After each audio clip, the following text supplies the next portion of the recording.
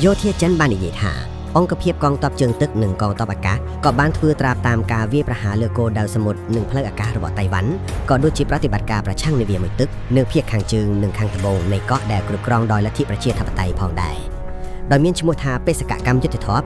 2025សមត្ថយុទ្ធនេះបានចាប់ផ្ដើម11ថ្ងៃបន្ទាប់ពីសហរដ្ឋអាមេរិកបានប្រកាសកញ្ចប់អាវុធចំនួន $11.1 ពាន់លានដល់តៃវ៉ាន់ហើយវាគឺជាសមត្ថយុទ្ធដ៏ធំបំផុតរបស់ទីក្រុងប៉េកាំងរហូតមកដល់បច្ចុប្បន្នតាមតំបន់និងនៅជិតកោះនេះប្រទេសចិនបាញ់រ៉ុកែតឆ្ពោះទៅកាន់តៃវ៉ាន់ក្នុងសមត្ថយុទ្ធសង្គ្រាមដែលក្លែងធ្វើការបិទផ្លូវប្រទេសចិនបានធ្វើសមត្ថយុទ្ធបាញ់គ្រាប់ពេជ្ររយៈពេល10ម៉ោងនៅជុំវិញតៃវ៉ាន់យោធាចិនកំពុងហាត់សមបិទផ្លូវភាគខាងជើងនិងខាងត្បូងនៃកោះ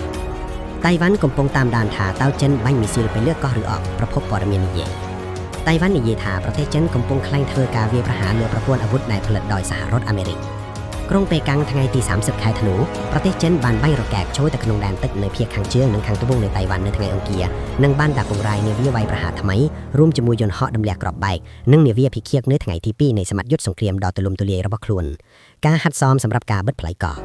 បញ្ជាការដ្ឋានភាគខាងបូកបាននិយាយថាការបាញ់គ្រាប់ពិតនឹងធ្វើឡើងរហូតដល់ម៉ោង6ល្ងាចដែលប៉ះពាល់ដល់សមុទ្រនិងដែនអាកាសរបស់ទីតាំងចំនួន5ជុំវិញតៃវ៉ាន់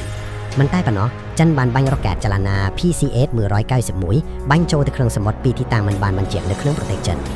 កងទ័ពជើងទឹកនិងកងទ័ពអាកាសក៏បានធ្វើត្រាបតាមការវាយប្រហារលើគោលដៅសមុទ្រនិងផ្លូវអាកាសរបស់តៃវ៉ាន់ក៏ដូចជាប្រតិបត្តិការប្រឆាំងនាវាមួយទឹកទៅកាន់ភាគខាងជើងនិងខាងត្បូងនៃកោះដែលគ្រប់គ្រងដោយលទ្ធិប្រជាធិបតេយ្យផងដែរនេះបើយោងតាមយោធាចិន